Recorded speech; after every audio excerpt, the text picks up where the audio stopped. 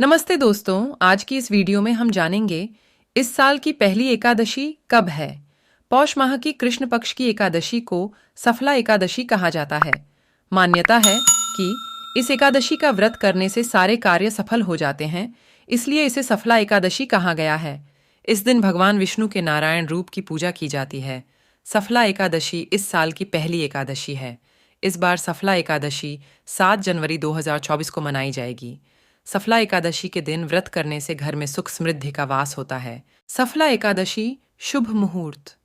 हिंदू पंचांग के अनुसार सफला एकादशी की शुरुआत 7 जनवरी को रात 12:41 पर होगी और समापन 8 जनवरी को रात 12:46 पर होगा।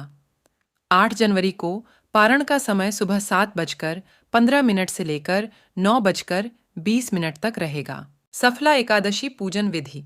सफला एकादशी के दिन स्नान के बाद व्रत का संकल्प लें। उसके बाद भगवान विष्णु को धूप, दीप, फल और पंचामृत आदि अर्पित करना चाहिए।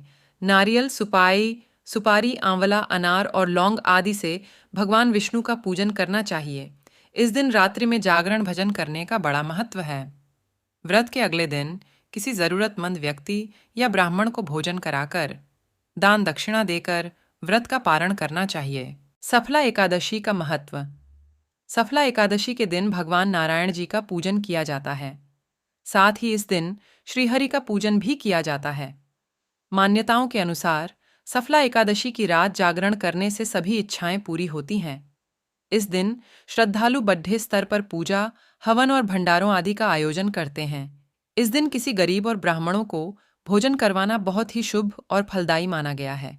सफला एकादशी के मंगलकारी व्रत को पूरे विधि विधान से करने से मनुष्य को मृत्यु के बाद विष्णु लोक की प्राप्ति होती है। इसी के साथ इस व्रत से मानव जीवन में भी सुखद जीवन की प्राप्ति होती है। सफला एकादशी कथा। प्राचीन काल में चंपावती नगर में राजा महिष्मत राज करते थे। राजा के 4 पुत्र थे।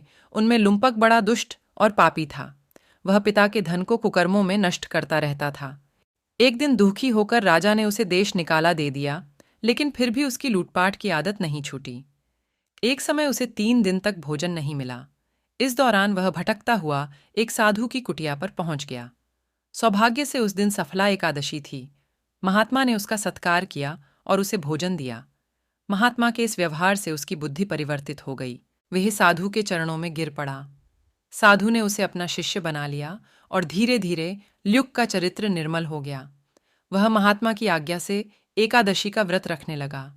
जब वह बिल्कुल बदल गया तो महात्मा ने उसके सामने अपना असली रूप प्रकट किया।